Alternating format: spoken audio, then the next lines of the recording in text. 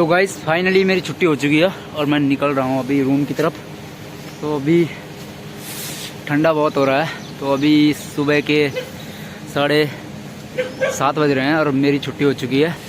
तो आंखों में नींद भी आ रही है हल्की हल्की। तो सनराइज़ भी हो चुका है गाइस और कुछ इस तरह नज़ारा हो रहा है अभी। तो ये थी गाइस मेरी सबसे पहली कंपनी, इसके सामने मैं खड़ा हुआ अभी। तो गाइस अभी हूँ मैं साइकिल पे और निकल रहा हूँ रूम की तरफ फास्ट।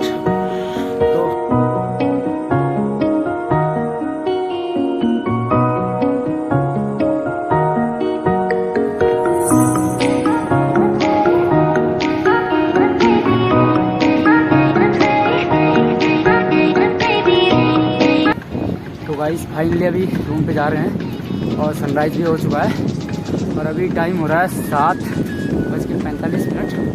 तो अभी हम निकल रहे हैं अपने रूम की तरफ के लिए। तो ये है गाइस हमारे सामने पे मेट्रो हॉस्पिटल। यहाँ पर जितनी भी कंपनी लाइन है गाइस, जितनी भी कंपनियाँ हैं, इन कंपनियों का पूरा इलाज होता है। और यह है वो हॉस्पिटल। एक्शन।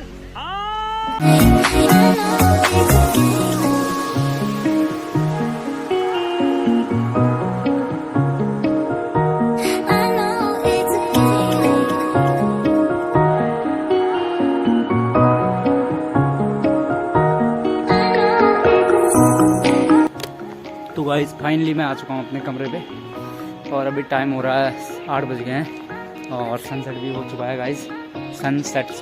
सनराइज भी हो चुका है गाइस। गाना बजाओ।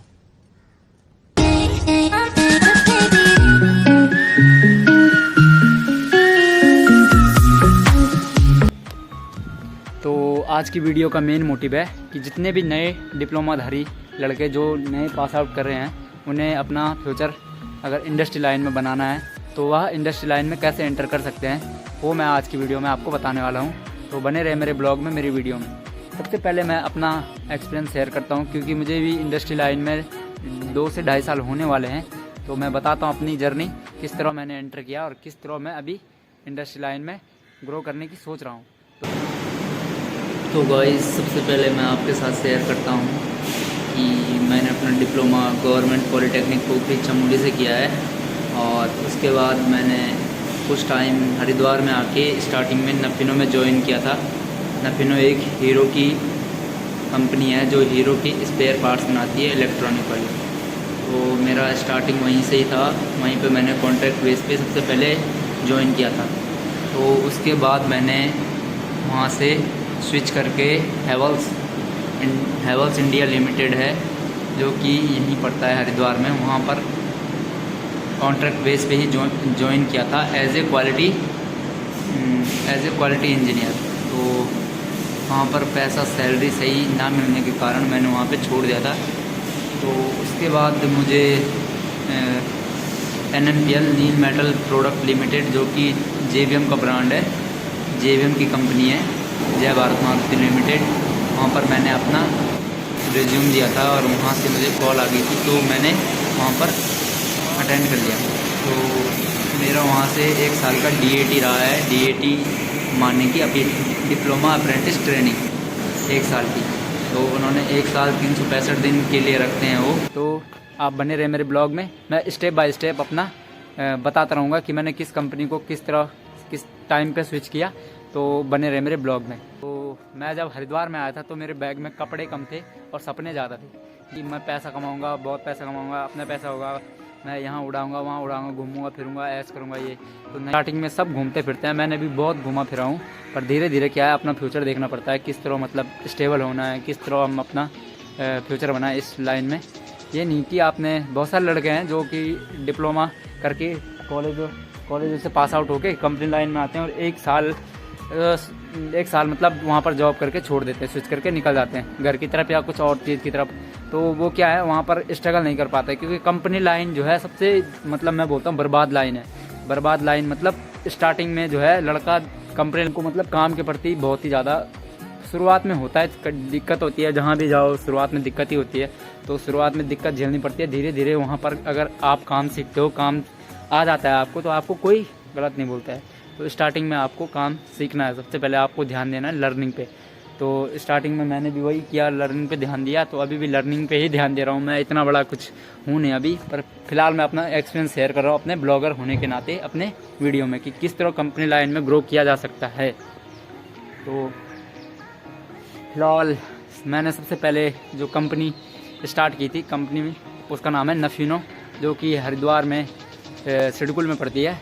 और वह कंपनी है, वह हीरो की इलेक्ट्रॉनिक्स की कंपनी है, जो कि हीरो में वायरिंग, हीरो की जो बाइक होती है उनमें वायरिंग का काम करती है और उसमें सर्किट का काम करती है, उसके लिए जानी जाती है नफीनो।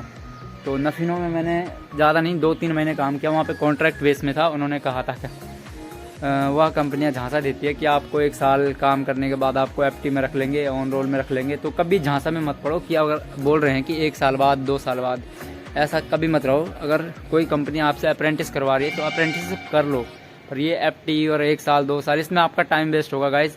तो आपको स्टार्टिंग में क्या है, जब आप फ्रेशर हो तो आपको तुरंत कहीं अप्रेंटिस या इंटर्नशिप कर लेनी चाहिए स्टार्टिंग में ही। तो हाथ थक गया गाइज, नीचे रख लेता हूँ उनसे। तो 2-3 महीने काम करने के बाद मैंने वहाँ पे स्विच किया, और स्विच करने के बाद मैंने ज्वाइन करी हैवेल्स में। मैं इस तरीके से गया था कि मैं वहाँ पे अप्रेंटिस करूँगा। वैसे तो हैवेल्स इलेक्ट्रॉनिक की कंपनी है, पर मैंने इसलिए वहाँ पे ज्वाइन किया था कि मुझे मेंटेनेंस वगैरह में काम मिल जाएगा। पर नहीं गाइज, वहाँ पे मुझे क्वालिटी डिपार्टमेंट मिला था, बल्कि वहाँ पे छोटा प्रोडक्ट बनता है जो कि है मिक्सी मशीन और हीटर बनता था। तो हीटर और मिक्सी मशीन में मुझे कोई भी फ्यूचर नहीं लग रहा था, कोई भी काम सीखने लायक नहीं लग रहा था। वहाँ पे भी मैंने 15-20 दिन काम किया, तो 1 महीना काम किया लगभग, और तो वहाँ पे भी स्विच कर दिया, छोड़ के निकल गया। तो वहाँ से निकलने के बाद 10-12 दिन मैं रूम पे पड़ा रहा, अपना रिज्यूम इधर उधर देता रहा। तो सर्च किया गाइस, खोजने से भगवान मिलते हैं। या तो जॉब थी, वो भी अप्रेंटिस के लिए। तो अप्रेंटिसशिप करने के लिए मैंने बहुत सारी कंपनी में अपने रिज्यूम दिए थे, जैसे कि महिंद्रा में दिया था, बहुत सारी जगह इधर उधर कंपनी में रिज्यूम दिए थे। तो मैंने नील मेटल में भी एक दोस्त ने मेरा रिज्यूम दिया था, तो वहाँ से मुझे कॉल आ गई थी कि आप अगर अप्रेंटिसशिप करना चाहते हो, DAT डिप्लोमा अप्रेंटिस ट्रेनिंग, तो आप यहाँ पे ज्वाइन कर सकते हो, आप इंटरव्यू दे सकते हो। तो मैं इंटरव्यू देने पहुँच गया। नील मेटल जो कि JVM ग्रुप है, जय भारत मारुति ग्रुप का एक कंपनी है, एक वेंडर है जो कि महिंद्रा के लिए काम करता है। तो मैंने वहाँ पे अपना इंटरव्यू दिया, और इंटरव्यू में मेरा सिलेक्शन हो गया वहाँ पे। तो मेरा सिलेक्शन होते ही मैंने वहाँ पे ज्वाइन कर लिया, क्योंकि वहाँ पे मुझे 1 साल की अप्रेंटिस करनी थी। तो अप्रेंटिस करने के लिए मैंने 1 साल वहाँ पे ज्वाइन कर लिया। तो ज्वाइन करने के बाद का मैं आपको पूरा प्रोसेस दिखाता हूँ कि उस कंपनी में क्या बनता है, किस तरीके से बनता है, कैसा बनता है। तो आप बने रहे मेरे ब्लॉग में, मेरी वीडियो में। तो सबसे पहले गाइज वहाँ पे एक दक्षशाला है, जहाँ के लिए मुझे लिया गया था कंपनी में, लड़कों को ट्रेनिंग देने के लिए। तो मुझे बेसिकली लड़कों को ट्रेनिंग देने के लिए वहाँ पे लिया गया था।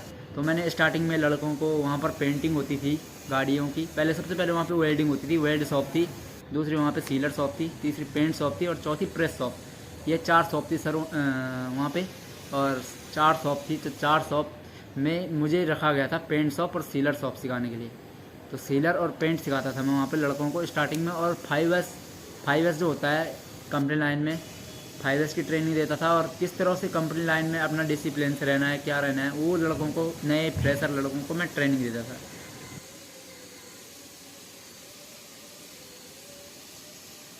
ये जो मैं अभी वीडियो दिखाता हूँ आपको, ये वीडियोज़ है कंपनी के बीच की, जो मैं कभी कभार बना लिया करता था।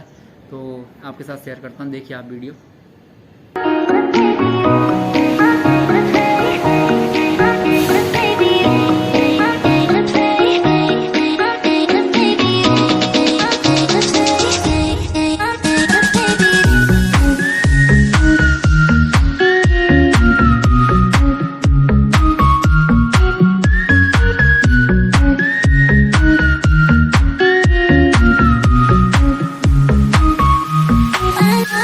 I